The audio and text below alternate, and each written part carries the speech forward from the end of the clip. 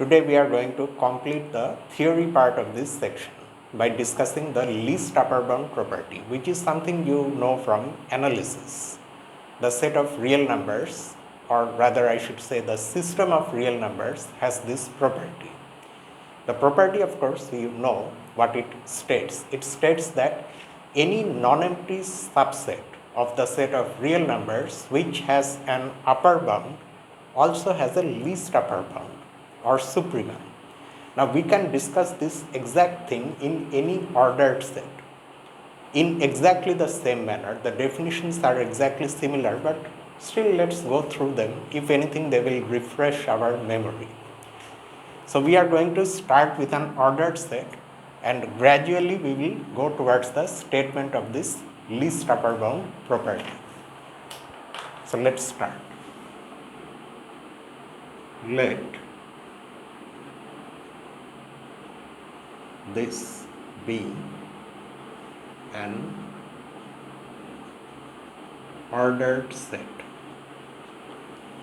The notation may confuse you because normally we do not write like this. Normally we write like this: let A be a set with ordered relation less than. But this notation is also an acceptable one. In fact, this is the type of notation you sometimes see in algebra, where say you write like this: let G comma star, this ordered pair, be a group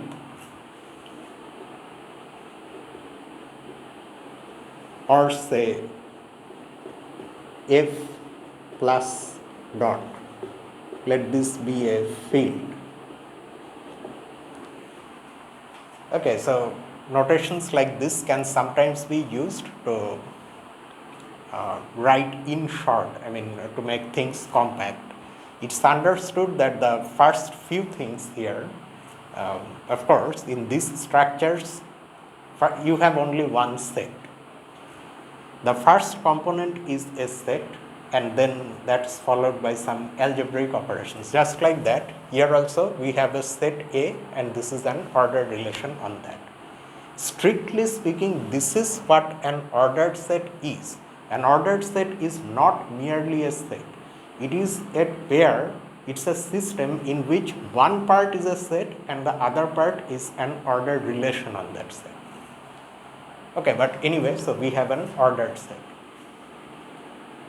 Let A naught be a subset of A. If you go to the beginning part of this book, this symbol denotes subset relation. And you know, in some other books, instead, authors use this to denote the inclusion relation or subset relation. They sometimes use this to denote proper subset relation or proper inclusion. In this book, however, this is what we use when we want to say that A naught is a subset of A, A0 is a subset of A. If we want to mean a proper subset, in this book, we use this. Okay. So now, let us first define what we mean by a largest element and smallest element.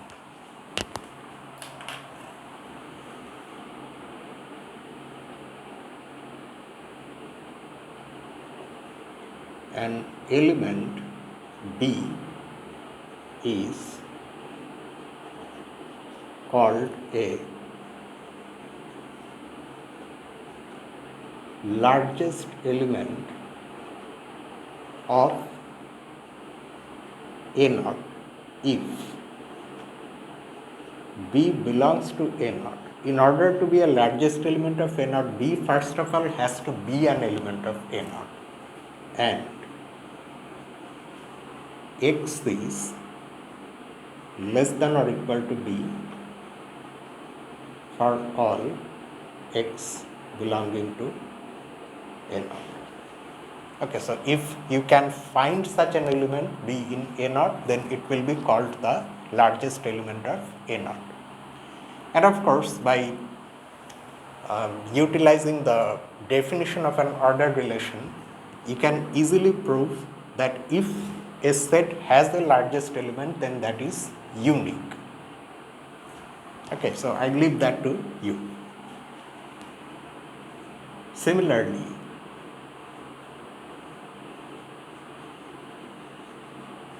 an element A is called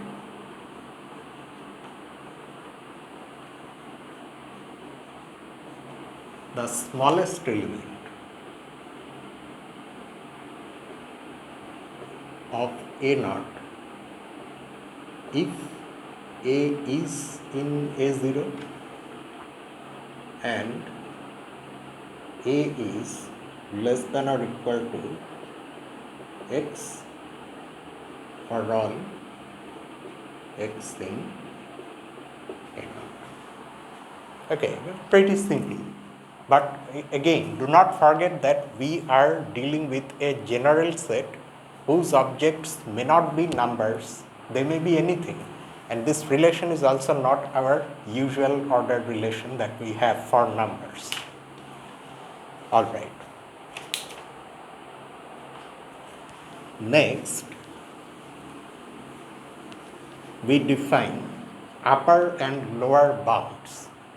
With this same setup that A is an ordered set with this ordered relation and A naught a subset of A, we are now going to define an upper bound for A naught, the subset A naught. We say that A naught is bounded above in A if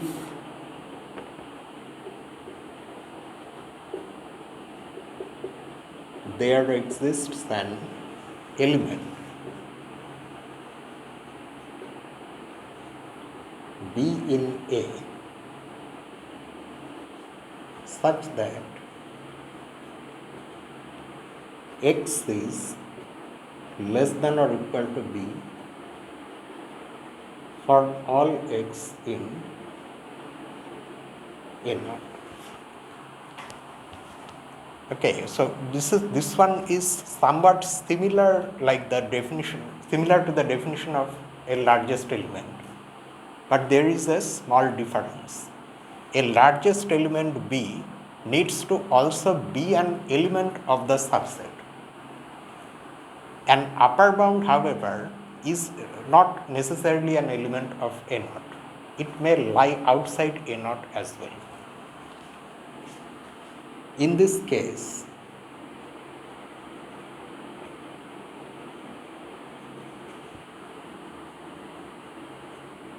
we say that B is an upper bound for A naught.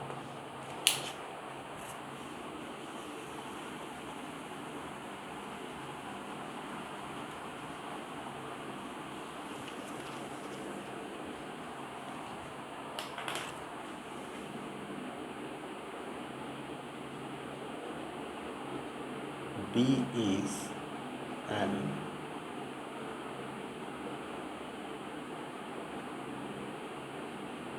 upper bound for A naught.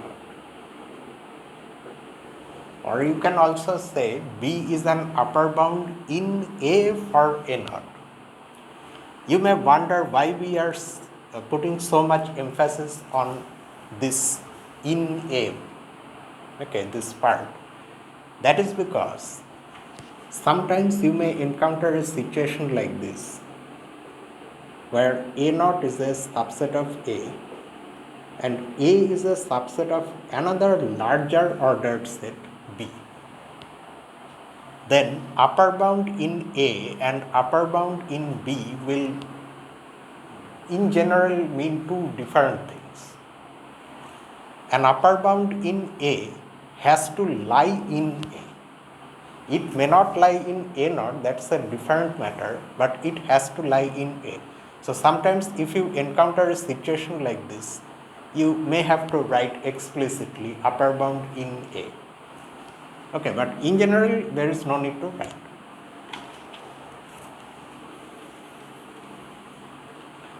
Alright, so that's the definition of an upper bound, and with that of course comes the notion of a least upper bound.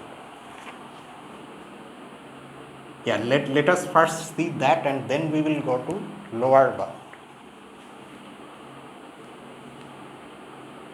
If the set of all upper bounds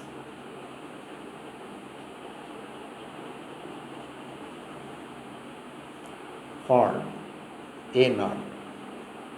Now A naught has one upper bound, you can then of course think of all the upper bounds that A naught has, which will be some elements of A, each one of them satisfying these inequalities for all elements x in A naught.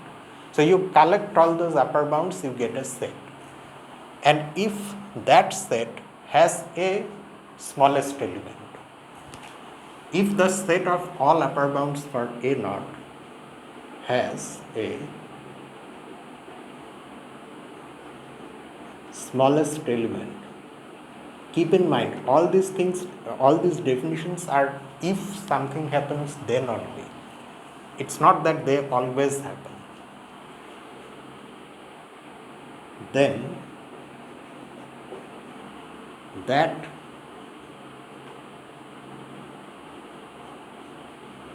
smallest element is called the least upper bound.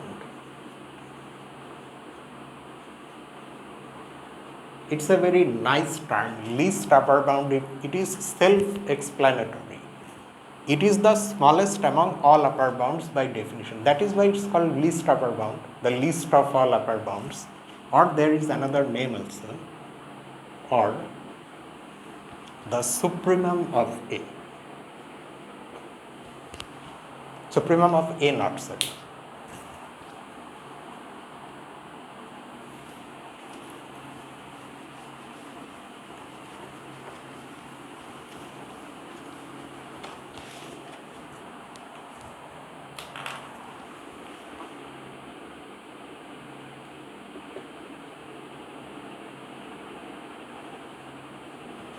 Supremum of A naught. There is a symbol, all these things come from analysis. It is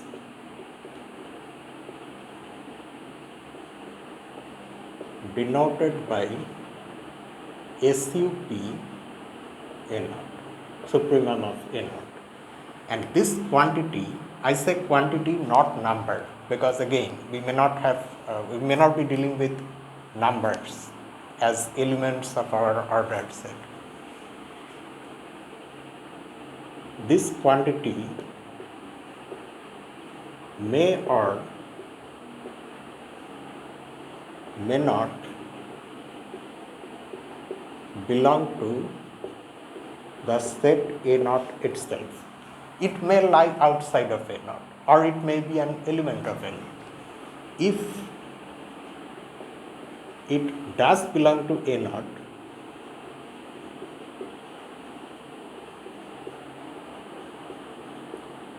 then naturally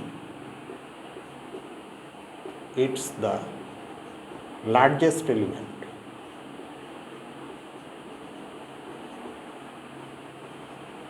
of A naught.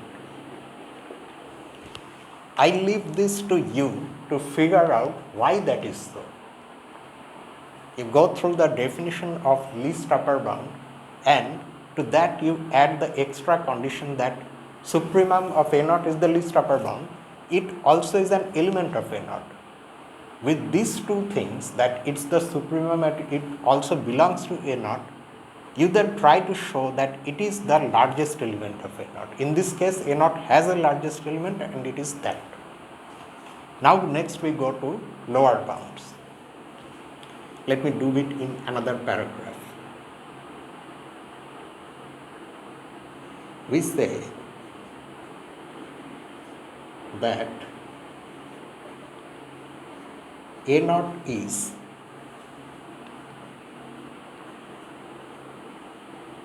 bounded below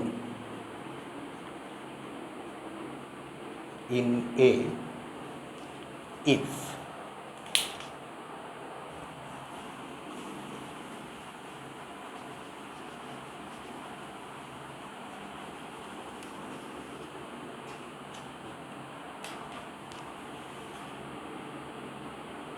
if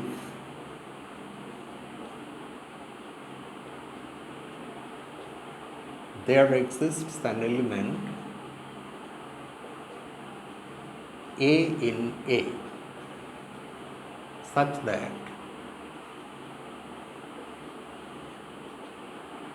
A is less than or equal to x for all x belonging to A naught.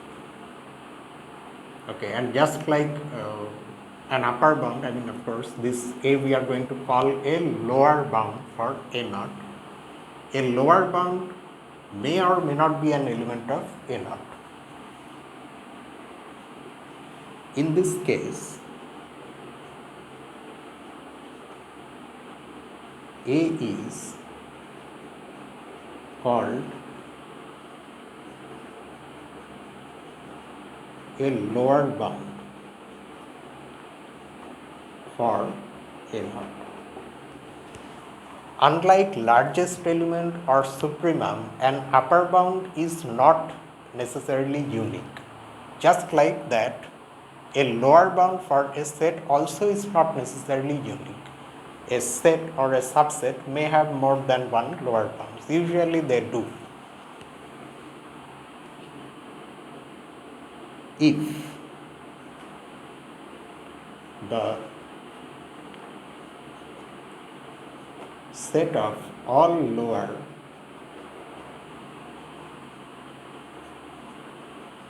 bounds for A naught has this time a largest element,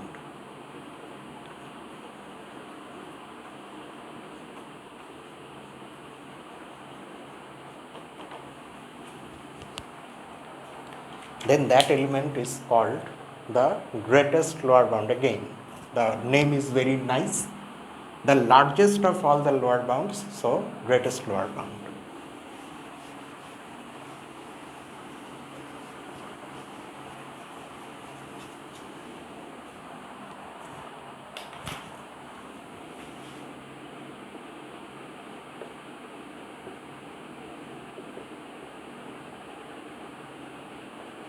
Then that element is called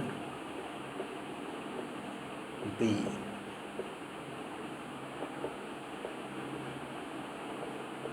greatest lower bound, or there is another name also, you know already, infimum, or the infimum of A naught.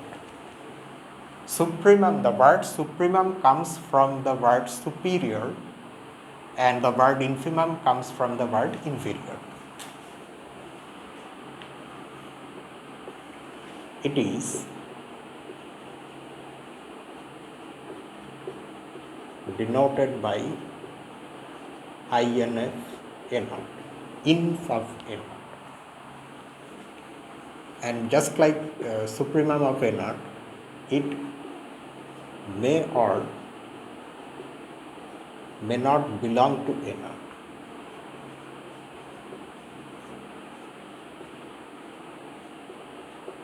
If it belongs to A naught, then it is the smallest element of A naught.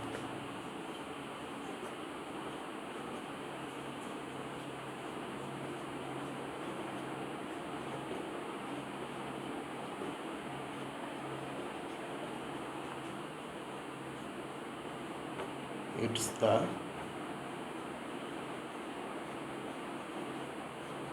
smallest element of A naught.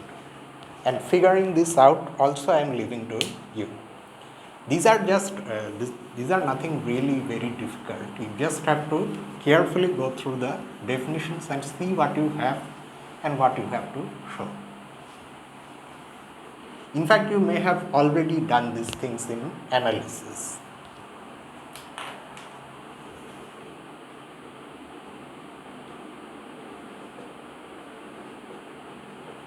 Okay. So having gone through the notions of largest element, smallest element, then upper, lower bound, supremum, infimum, now we can define the least upper bound property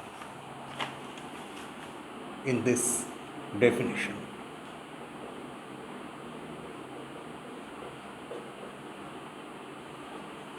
Again, let a comma less than be an ordered set. We say that we won't really be, extremely rigorous with these notations.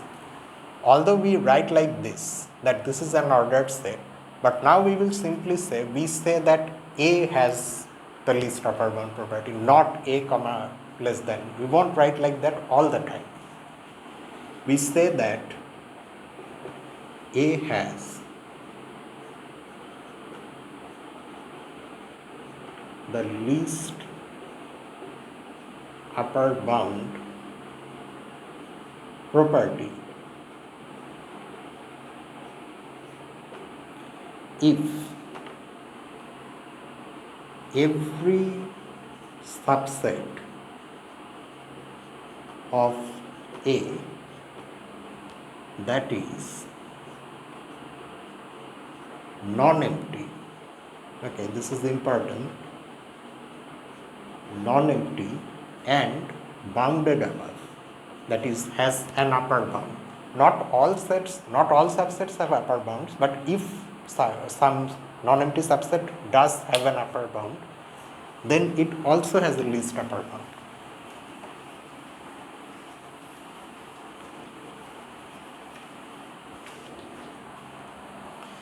If every subset of A that is non-empty and bounded above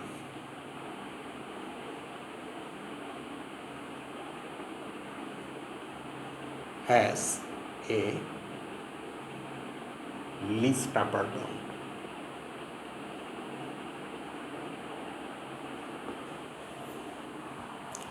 also from analysis you know that not every ordered set has a least upper bound. I mean, when you studied analysis, real analysis for example, because it appears there only, not in complex analysis,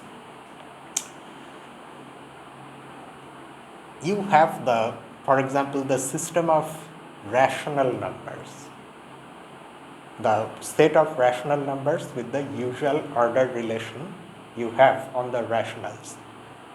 This system does not have the least upper bound property, and in fact this is why we have to construct from the system of rational numbers the system of real numbers, because this property is so crucial. At every step of analysis you need this property. So many things depend on existence of least upper bounds for this type of subsets. Okay, so if this is the case, then this ordered set is said to have the least upper bound property. Let us once more see what this property states briefly.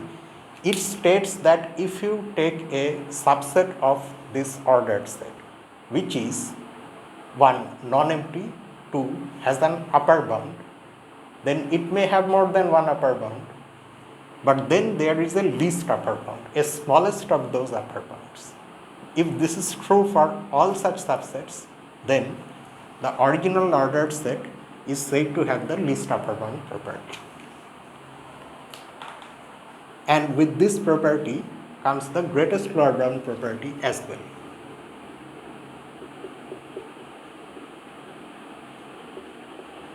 We say that A has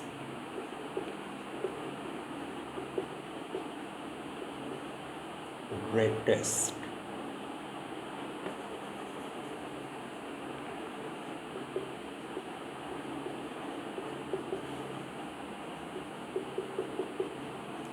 lower bound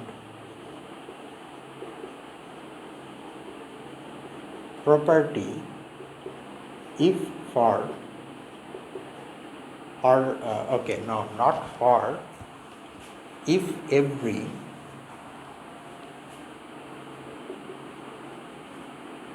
non-empty, this time let me write like this, every non-empty subset of A that is bounded below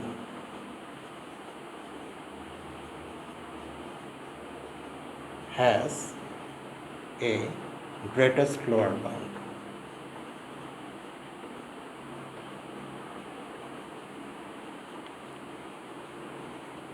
Keep in mind that we have to have this existence of least upper bound and greatest lower bound only for non-empty subsets which are bounded above and which are bounded below.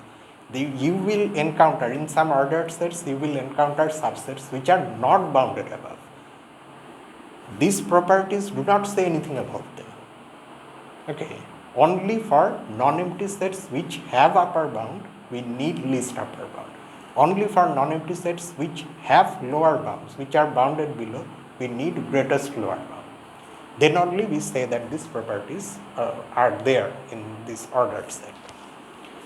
Alright, so with these notions, let us now see this last example of this section.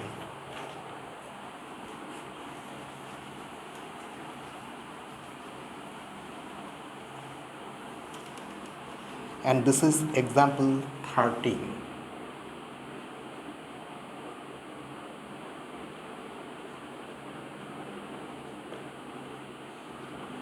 I think I need a little ink. Just give me a moment. In this example, we are going to use the ordinary ordered relation we have on the set of real numbers.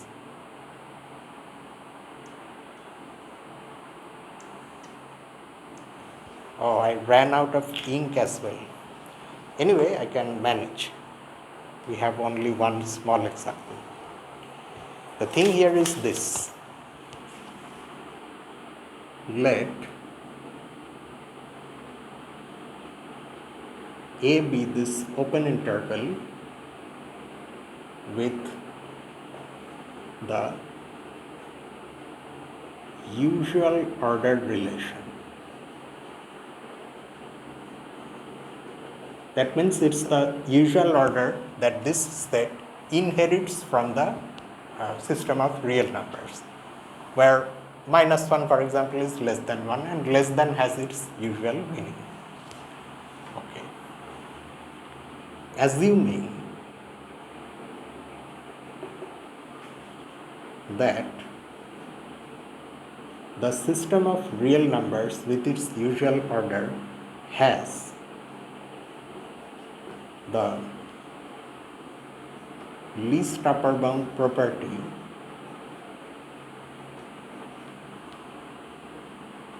this, of course, we are assuming from real analysis. A also has this property. But the question is how? You need at least some argument to justify this. No? We are saying that, let's assume that R has the least upper bound property. That automatically implies that A also has the least upper bound property. How?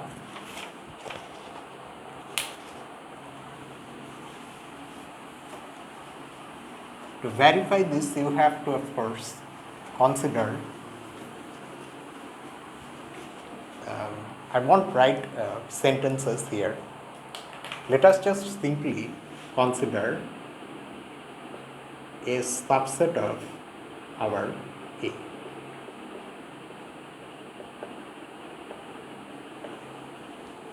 With the property, with the restriction that A0 is non-empty and A0 is bounded above or we can also write like this, has an upper bound in A. Okay, because we are considering A to itself be an ordered set, so the upper bound has to be an element in A. Let us call this B.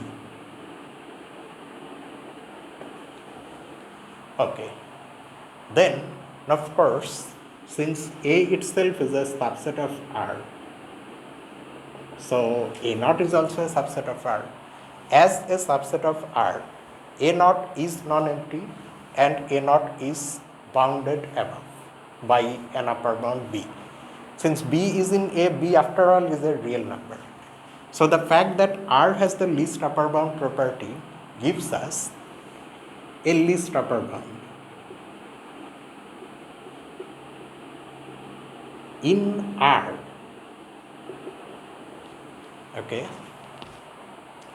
Now you have to show that this supremum is actually in A. How?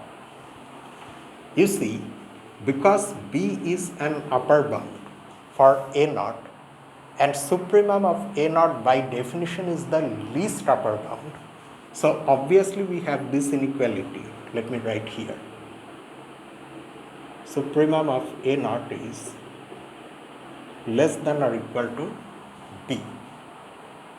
Alright. Now B is an element of A. That means B is a real number in this interval. As such, B has to be strictly less than 1. Okay. But at the same time, A naught is non-empty. So there is at least something in A naught. Say you choose an element A naught in A naught. Since A naught is an element in A naught and supremum of A naught after all is an upper bound for A naught, so this is less than or equal to, greater than or equal to A naught by the definition of supremum. And A naught, since it after all is in A naught, capital A naught, which is a subset of A, so this element is here, and that is why this is strictly greater than minus 1. Now all these inequalities ultimately tell us what? They tell us that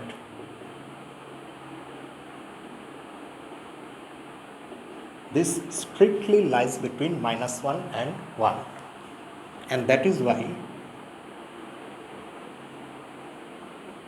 this really belongs to A. Truly speaking, the job is still not over.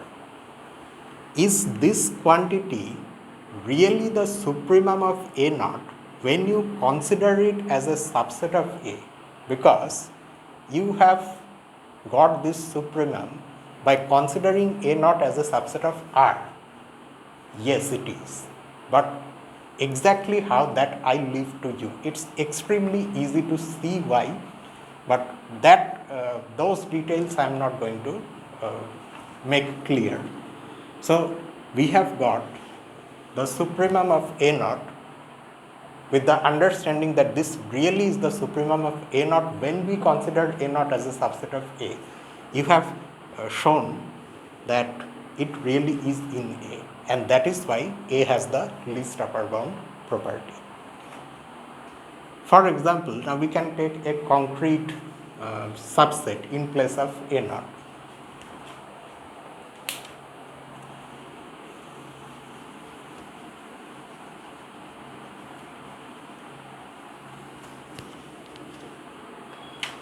Let us take this A naught.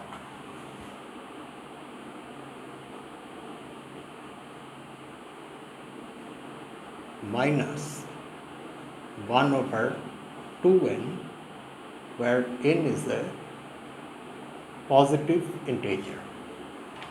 Is this a subset of A? Yes. All its elements are negative real numbers and all of them are strictly greater than minus 1. And that is why all of them are elements here. We need this 2 here because if you take the smallest value of n, which is 1, you get minus 1 over 2, which is greater than minus 1. You cannot just simply take minus 1 over n, because then what will happen? No. If you put n equal to 1, you get minus 1. Minus 1, however, is not here. That is why you need a 2 here. So this is indeed a subset of A. Is there, okay, and of course it is non-empty, in fact it is infinite. But is there an upper bound for this subset in A? Yes, 0 is an upper bound. 0 belongs to A, and all these being negative are less than 0. Upper bound in A for this A naught. And there should be a least upper bound. The least upper bound, it turns out, is also 0. Okay, if you want to verify, again you use whatever you know about these things in analysis, where you may have already done this. But still, if you really want to know the details, you write in the comment section below that 0, besides being an upper bound for this set, is actually the least upper bound for A naught in A, for this specific A naught. However, not all ordered sets have this property, least upper bound property. We do not have to consider the system of rational numbers for this. There is one which you can see, which is related to this example itself. Consider the ordered set A. This is another A. Minus 1, 0, union 0, 1. In other words, from the previous A, we have removed the real number 0. That gives us this set, which is also an ordered set with the usual order. Now, if you have this same A naught, the above subset A naught is also a subset of this new A. In fact, A naught is a subset of only this portion of A. What else? A naught is still non-empty. Also,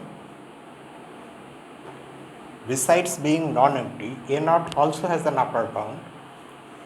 In fact, all the numbers that you see in this part of our A, new A, are upper bounds for A naught. But this time there is no least upper bound.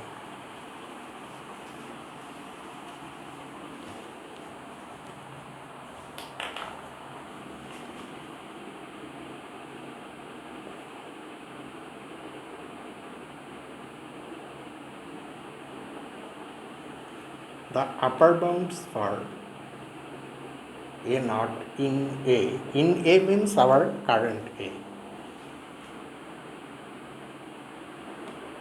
form the set 0, 1. In fact, you have to verify this. Of course, it's almost immediate that any element here is an upper bound for A naught. Why? Because all the elements here are positive real numbers, whereas all the elements in A naught are negative real numbers. Automatically, anything here is an upper bound for A naught.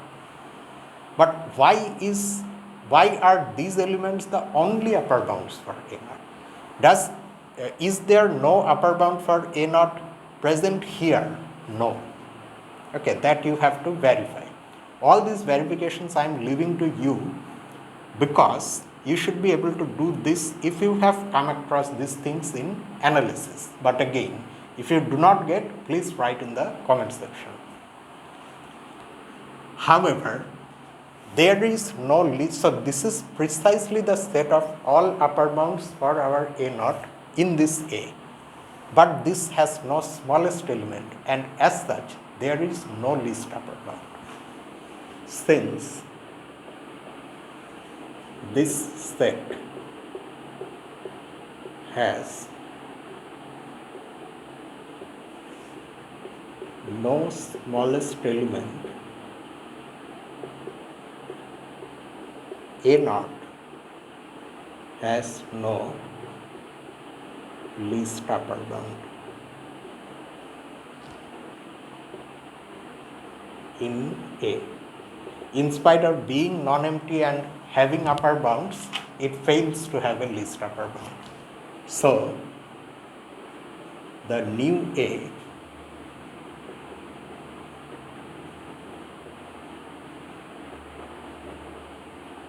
doesn't have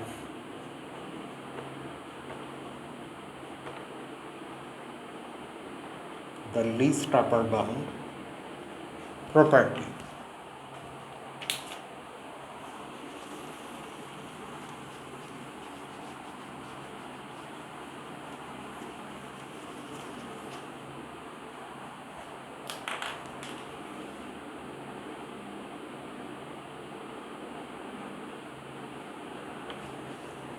Okay, so here the section ends. Oh, and I forgot to mention one more thing. It's the fact that if an ordered set has the least upper bound property, then it automatically also has the greatest lower bound property. We will prove almost all of these remarks in the exercises, which we will start from the next topology video. This property, this existence of supremum is so crucial for analysis.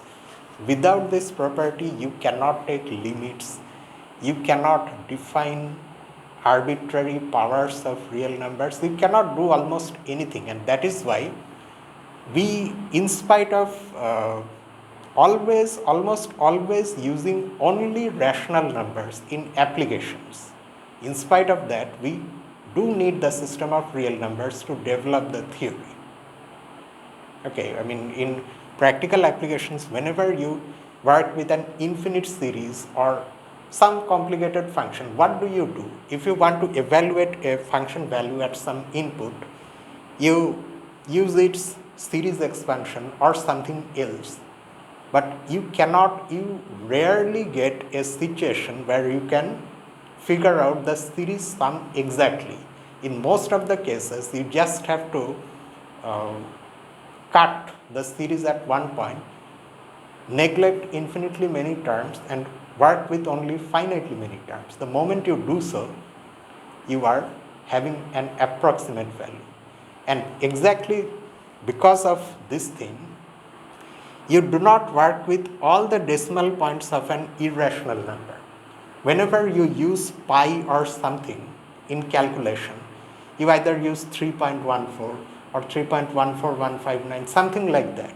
You have to end somewhere, and the moment you do that, that's a rational approximation to your actual real number, which is irrational.